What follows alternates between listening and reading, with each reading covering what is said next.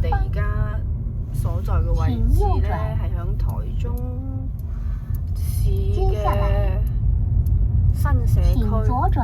我哋今日咧就要去一個農場，其實係今日早上臨時決定嘅，本身係冇計劃話要嚟嘅。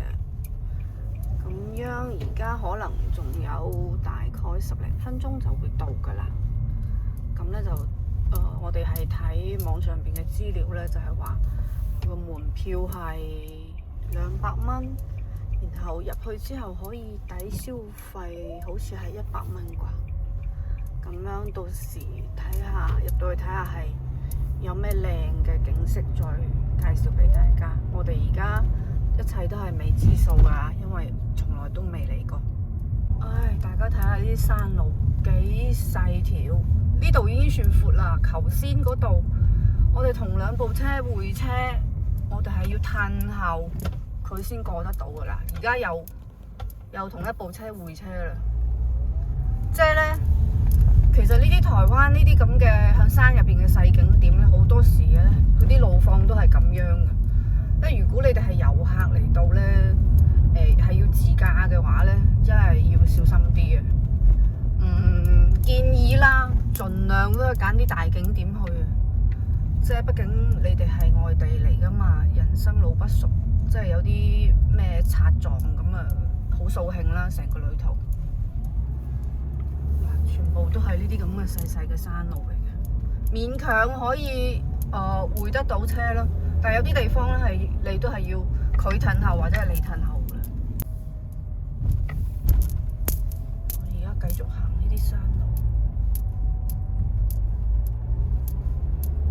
不過應該睇嚟係睇到嗰個佢先嗰個指示牌應該係就快到㗎啦。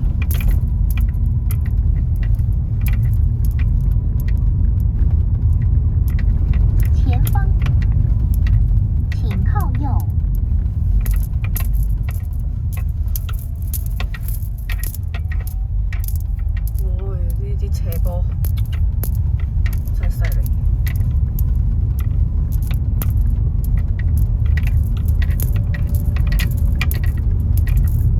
哇！蹬到咩咁啊？300公尺後，請靠左。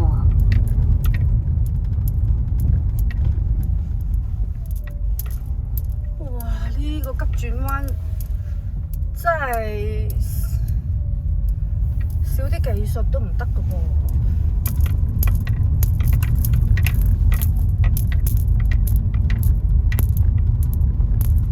前方請靠左。我又有1部車落嚟啊！估計都係從嗰個農場出嚟嘅呢部車，可能。不過呢度算闊條路，雖然係山路啫，不過好蹬到。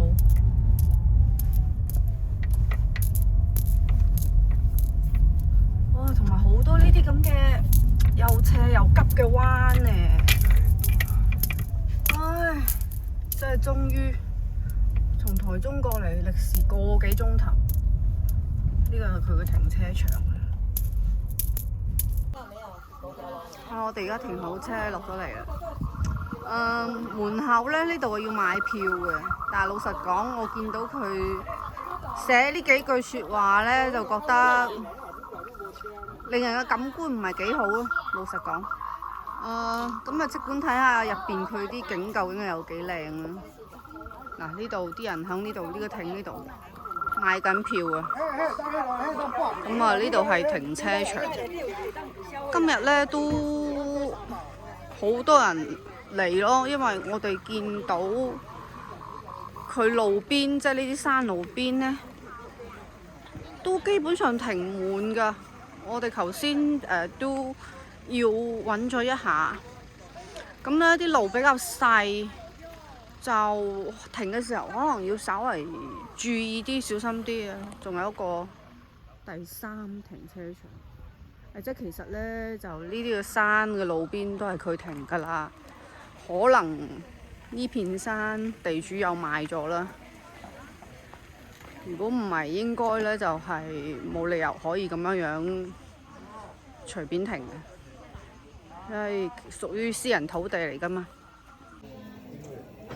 我哋今日就點咗一個大草原野菌鍋同埋一個紅豆鬆餅。咁佢咧嗱，呢張埋單嘅咧就俾大家睇下，就係佢門票一個餐點就可以抵100蚊咯。咁嗱，呢個鍋咧而家上嚟，火鍋係最快㗎啦，就係咁樣，應該都幾有飽足感嘅。咁呢個咧就係個餐配嘅甜品同埋嗰個洛神花茶。咁而家仲有一個紅豆鬆餅係仲未上嘅。呢個就係用餐嘅環境，俾大家睇下。呢度咧係戶外區嚟嘅，咁樣咧其實佢好大嘅。咁而家嗰個室內嗰區咧，即係而家睇到嗱，大家睇到室內嗰區基本上坐滿晒，而且咧係有啲旅行團嘅人喺嗰度咯。咁所以我哋就揀咗戶外區，會覺得比較舒服。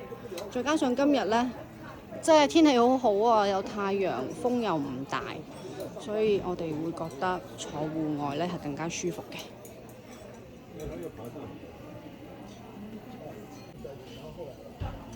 呢個紅豆鬆餅都嚟埋啦。老實講咧，賣相就一般般啦，即係以我哋食過嘅鬆餅嚟講。咁啊，等間試下睇下好唔好味先。呢個洛神花茶都幾好飲。而家開始食呢個鬆餅。上邊啲紅豆都好多。最緊要咧，其實呢啲鬆餅咧，最緊要啲紅豆係要夠腍啦，同埋咧個餅皮唔好太硬。如果太硬咧就唔好食嘅。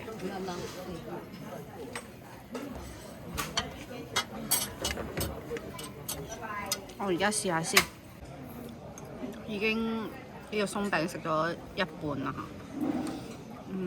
不過不失啦，佢又唔會太硬底，就唔會話好軟咯。同我哋之前食過一間咧，嗰啲餅皮嘅麵粉應該係自己整嘅，我同嗰間比就稍為遜色一啲。咁啲紅豆佢都係夠腍嘅，整得。呢個一半留翻俾我老公食。而家開始食甜品，火鍋你睇下已經食晒啦。火鍋一樣啦，呢啲景點嘅火鍋咧都係不過不失啦。最主要佢好做嘛，人多嘅時候同埋佢山上邊咧有時各方面請廚師啊或者乜嘢都麻煩，咁所以咧呢啲山入邊嘅景點好多時候都係做火鍋嘅。咁啊，試下呢個甜品係咩味？係茉莉綠茶嘅味道，都唔錯喎，好特別，好清新啊！呢個甜品，唔錯唔錯。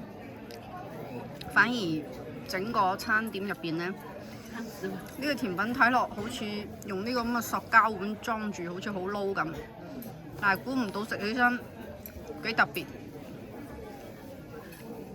留翻啲俾我老公試下。大家睇唔睇到啲綠色嘅呢啲果啊？呢啲其實係百香果嚟嘅。佢而家咧就係未熟。咁佢呢度咧樹上邊有好多個啊。我哋而家食完嘢就繼續行。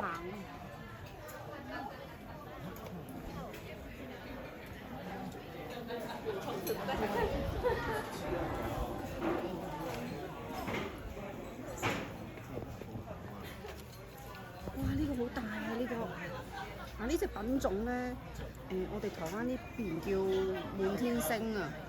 佢咧就啲風味好特別㗎。佢唔係好似傳統嗰啲百香果咁樣樣。點講咧？有時會有少少龍眼嘅味道咯。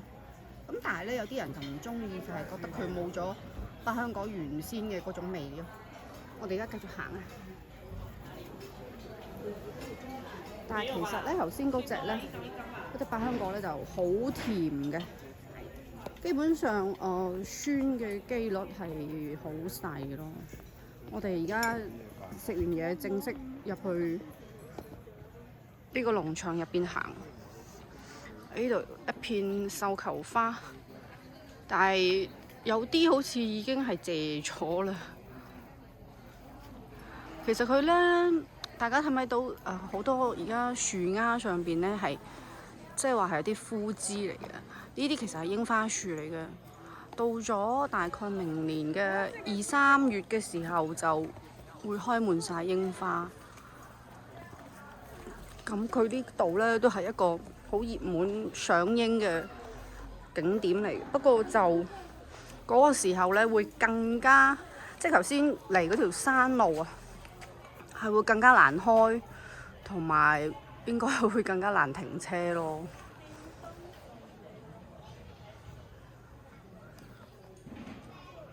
而家食飽飽，逛下先。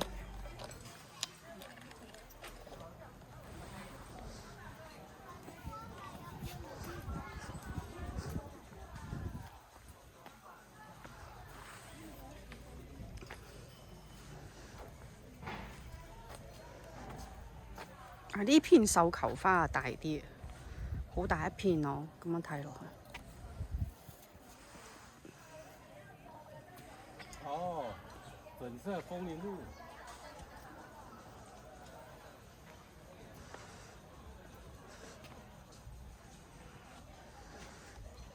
我哋繼續往上行。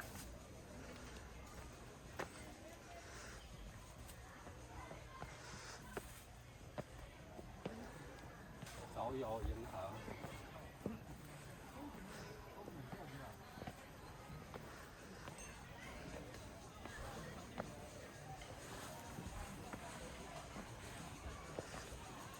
哇！啲繡球花開到嚟呢條石級路上邊。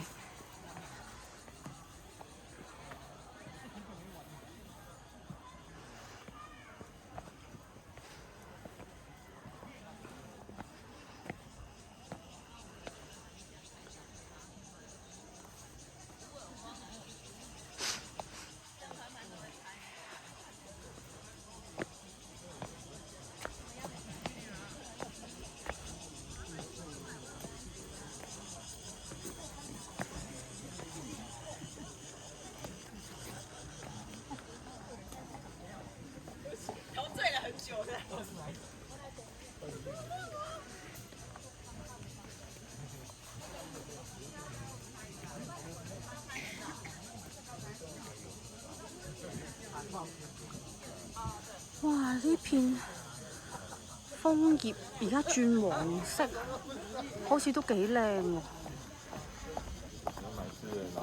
再遲啲凍啲咧，應該會完全變成紅色㗎啦。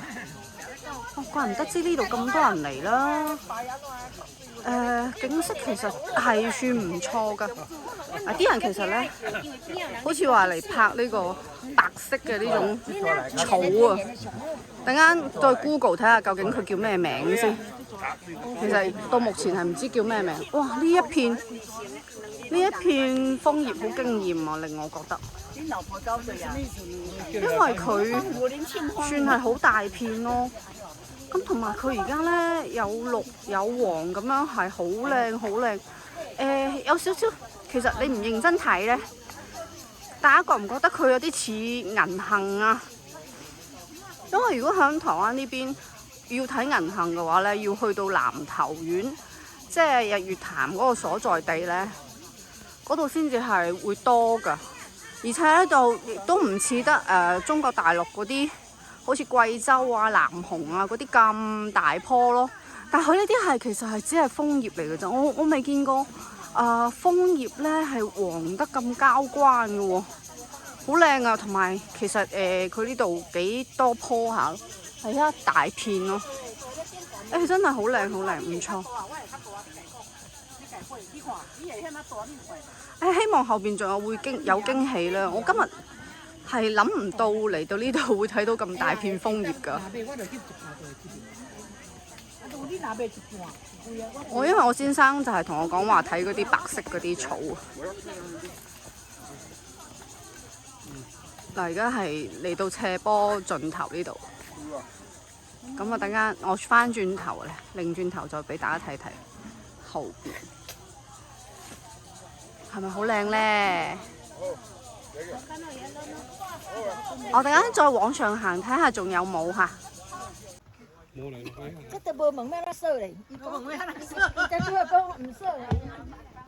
頭先咧上 Google 問咗一下古大神嚇，原來呢啲叫白雪木啊！兩邊全部都係，呢個都係呢個農場嘅賣點啊！咁呢個季節咧，除咗睇呢個白雪木之外，就睇頭先嗰個楓葉啊！楓葉真係令我覺得好驚豔啊！不過如果再遲啲凍啲嚟，即係下一坡有嗰個冷空氣之後，佢應該又會變紅噶啦！哇，到時應該都好靚。俾大家睇下，又有繡球花，又有白雪木。仲有隻好得意嘅狗狗。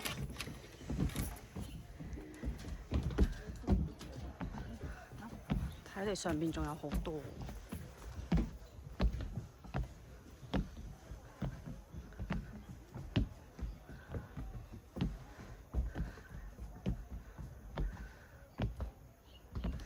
好多呢啲網紅會嚟呢度影相啊！哇，成個山都係啊！睇兩邊。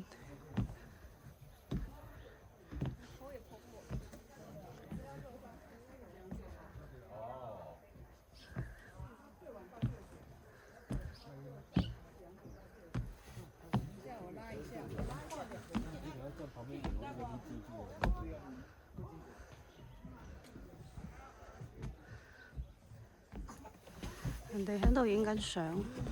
好啦，好。好。那我下來。哇！呢個都幾長喎，呢條白雪木道。啊，山上都仲係啊。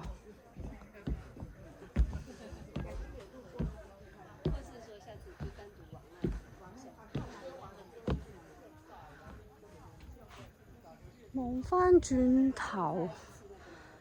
目測應該都有100零米嘅。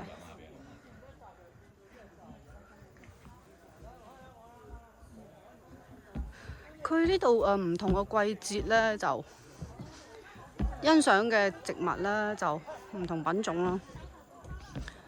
再遲啲，即係好似頭先講嘅，就係睇櫻花嘅。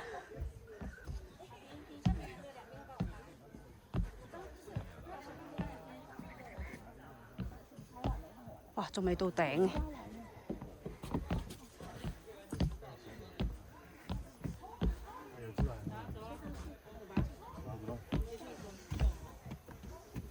好，我哋繼續上。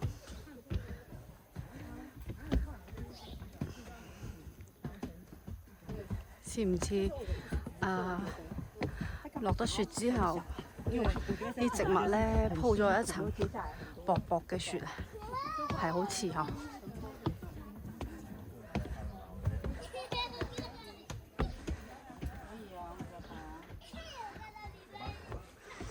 我感覺如果聖誕節嚟呢度，應該會好應景、好浪漫下嘅都。隨便你位置印象，1、2、3，縮一下下巴，好，就往上看不到你哈，1、2、3，1、2、3，好，你要看我還是不要？這樣子。1、2、3，好了。你要看了，還有啊？哇！到呢度都仲有，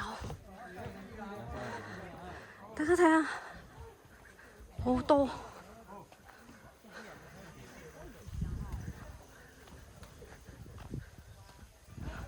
已經行到有啲熱啦，所以我哋話咧，有一句説話哦，樹大就是美。真係呢度體現得淋漓盡致啊！不管係櫻花又好，風鈴木又好，即使係呢種細細朵嘅白雪木咧，一樣樹大就是美。我睇下呢啲啊，叔叔阿姨幾開心，好多都係一啲上咗年紀嘅叔叔阿姨喺呢度，喺呢度欣賞呢個美景啊！大家睇下呢個山景，係咪好舒服咧？其實咧，我哋平時咧返工啊，壓力比較大，比較辛苦。假日咧，真係要嚟呢啲地方呼吸下新鮮空氣，睇下啲花花草草，個人咧都會覺得舒服啲、開朗啲。哇！真係好多，好靚。聽唔聽到叔叔話我都拜嚟，即係摩托車嚟緊。大家睇唔睇到山頂嗰度，仲有一片楓葉同埋嗰個白雪木。而家我哋咧繼續行呢啲山路上去，呢啲叫做望山跑死馬，就係咁解啊！而家睇落仲可能要2、3個彎道先至行到上頂。哇！佢呢片真係呢個農場呢片地好大啊！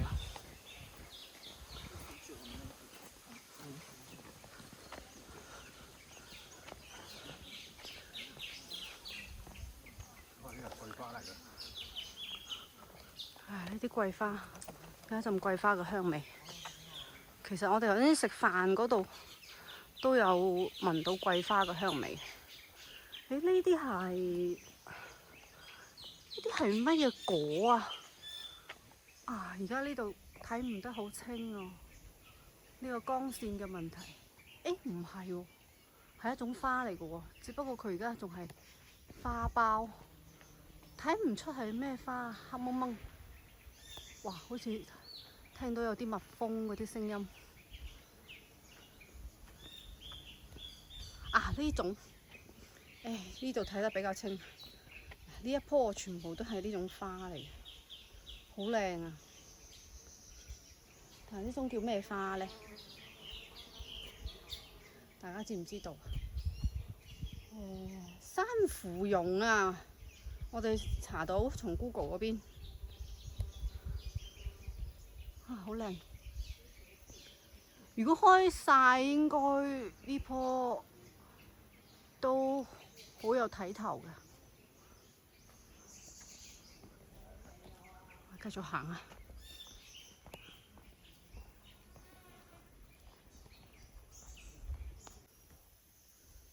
我哋而家抄捷徑上嚟，有人已經行到氣喘啦。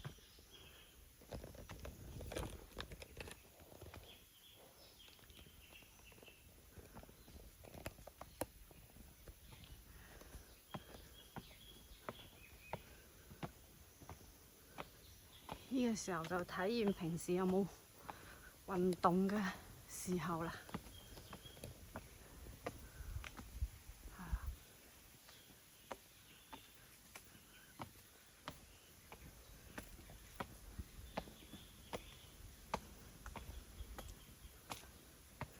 呢度咧上到嚟山頂，可能我哋而家係山頂啊，未知上邊仲係咪有得繼續往上行嘅，人比較少。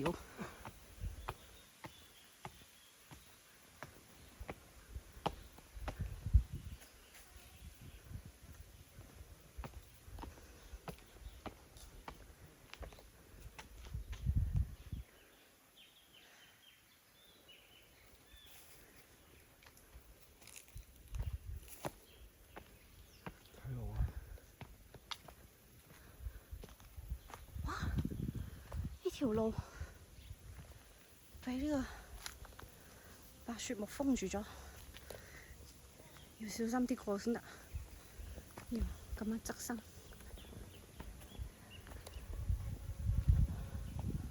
哇！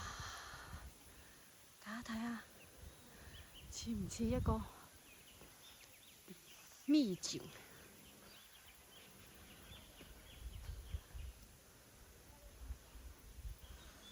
白嘅，有黃嘅，好靚。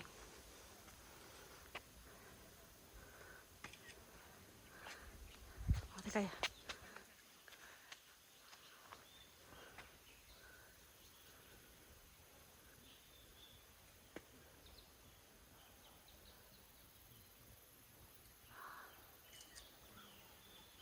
繼續行。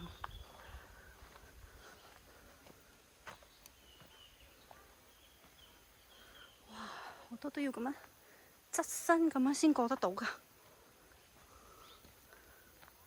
哇！呢度好舒服，人少，好寧靜嘅感覺。藍天白雲。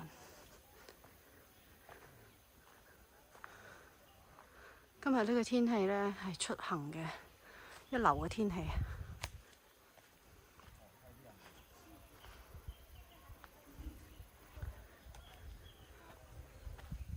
喺我耳邊呢，不斷都有嗰啲蜜蜂嗡嗡嗡嗡嗡嗡嗡咁嘅聲。我哋頭先途經嗰個山路嘅時候，見到有幾個嗰啲養蜜蜂嗰啲蜂箱啊。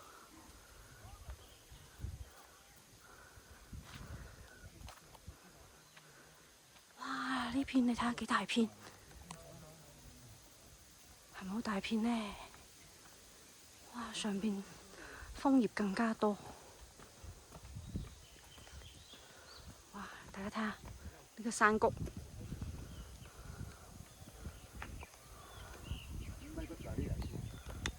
心曠神怡。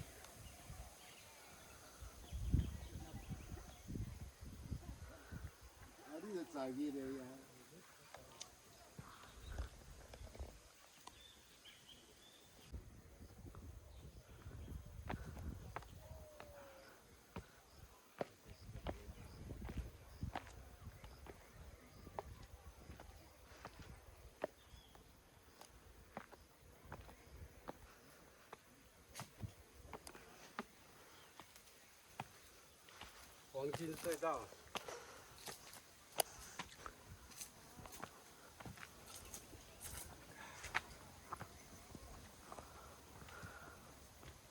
哇！呢度上邊比頭先下邊嗰度嘅楓葉更加多啊！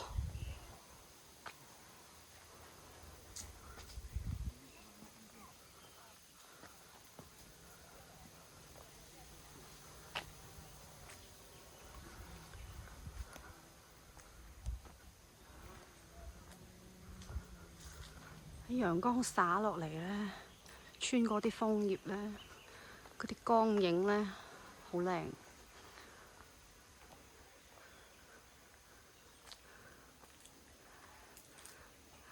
大家睇下呢邊，後邊嗰啲全部都仲係嚟㗎，都係楓葉嚟㗎。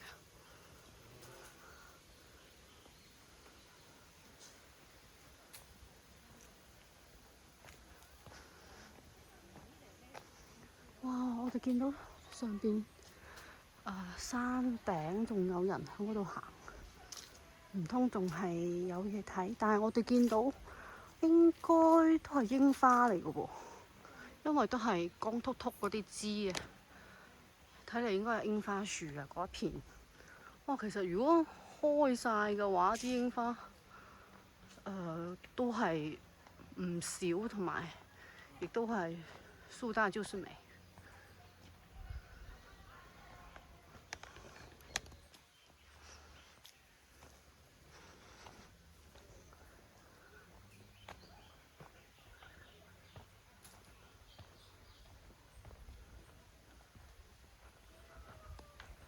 係咪好舒服咧？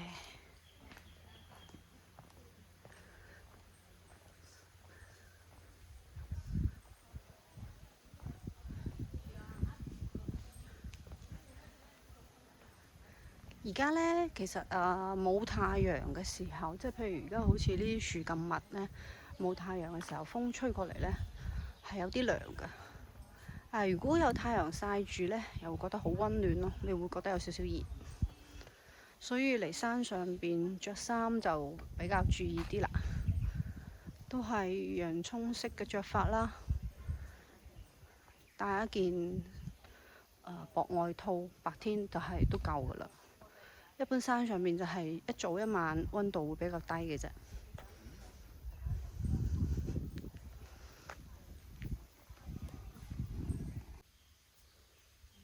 我哋而家呢，就已經響現在位置呢個地方啦。咁樣佢呢個呢，就標示得好清楚，就係響邊個位置有啲咩嘢植物可以觀賞。咁我哋而家睇6月份呢，唔係第6嗰個位置呢，係油桐花，但係而家接近12月呢，係唔係油桐花季嘅？油桐花嘅季節係響大概4、5月嘅時候。咁所以我哋決定就唔再行上去啦，因為我哋目測上邊啲都係得啲樹丫，咁所以呢，而家決定係往回走。咁相信呢，大家睇唔睇到佢呢度有富士櫻同埋白松櫻，咁可能大概過完年之後2、3月呢，就會好多人嚟呢度睇㗎啦。咁我哋而家落山。頭先呢就係行嗰啲石級上嚟嘅，咁我哋而家就行返呢啲大路咯。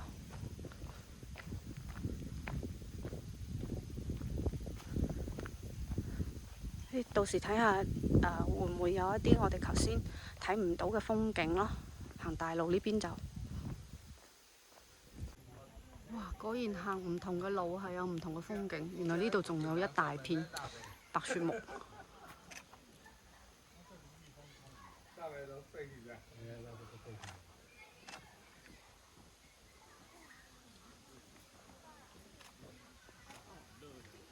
從呢個角度俾大家睇下，好大一片啊！我有看到，我們要過去嗎？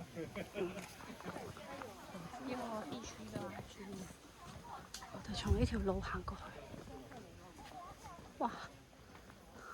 我哋盡量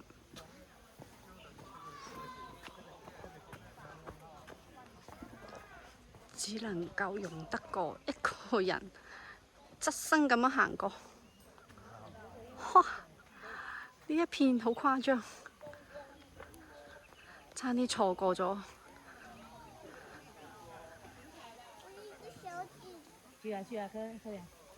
小朋友哋，哦，呢片真係認真壯觀啊！呢片。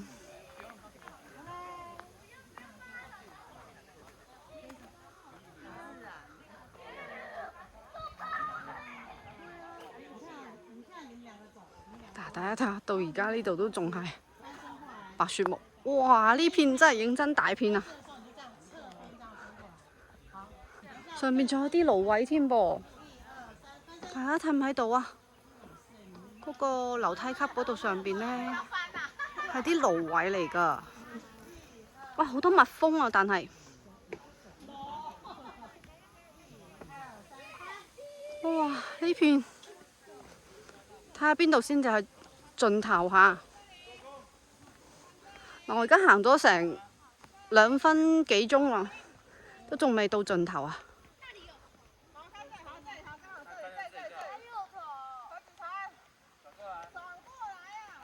哇，好壯觀！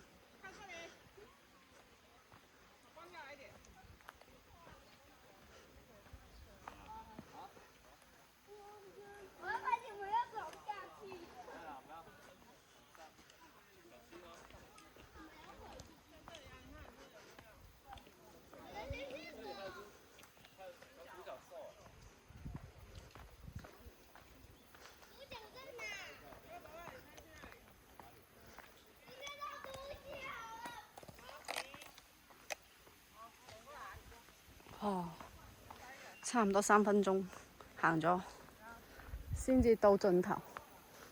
而家落返嚟呢度係，應該係出返去大路嗰邊嘅。嗱，從呢個角度俾大家睇下呢個山坡，成個山坡都係喎。我哋而家從呢條路落返去下邊山下邊。啊！呢啲啊，仲係樹丫嘅櫻花樹，但係已經有幾朵咧開啦。我哋見到已經花苞都出咗嚟㗎啦。而家啲天氣咧越嚟越熱啊，有少少開咗，見唔見到？我哋而家繼續落山。呢條路兩邊全部都係櫻花樹嚟嘅，我哋期待佢開嘅時候。佢呢度咧就證明佢農場種咗好多樟樹嘅，樟樹嘅功能咧就驅蚊可以。呢度咧就我哋睇到有啲背江，金針花開嘅時候都好大一片。其實可以選擇金針花季同埋櫻花季再嚟一次嘅。咁到時如果有嚟嘅話咧，再分享俾大家嚇。大家睇下呢隻好似燈籠果咁嘅植物係咪好特別呢？大家睇下佢爆咗之後呢，會有呢啲咁嘅棉花跑出嚟，仲有嗰啲黑色一粒粒嗰啲籽啊，好似火龍果入邊嗰啲籽啊。咁我哋上 Google 查咗一下喎，佢呢隻叫做棉月線。有一年過年，我哋曾經買翻屋企插，即係同埋其他嗰啲百合啊配埋一齊插。佢爆咗之後，即係越嚟越熟咧，係有啲棉花飄出嚟嘅，好特別嘅。我哋而家落咗山啦，翻緊屋企。有啲山上邊嘅人家咧，起嗰啲屋起得都好有心思。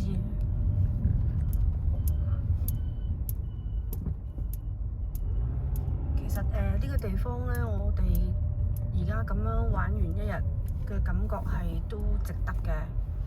即係雖然話係200蚊嘅門票，但係佢入邊可以抵100蚊嘅消費，而且睇得出個農場個主人咧都係有用心咁樣規劃過嘅。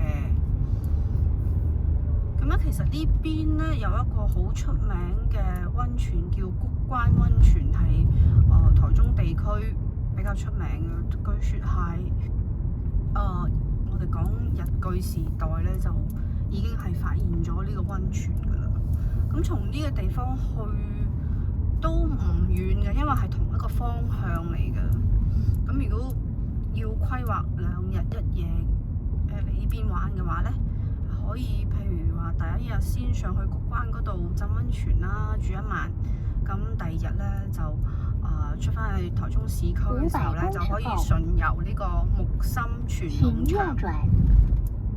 進入中和橋。咁樣我哋大概下個星期咧可能會規劃去南投嗰邊行下啦。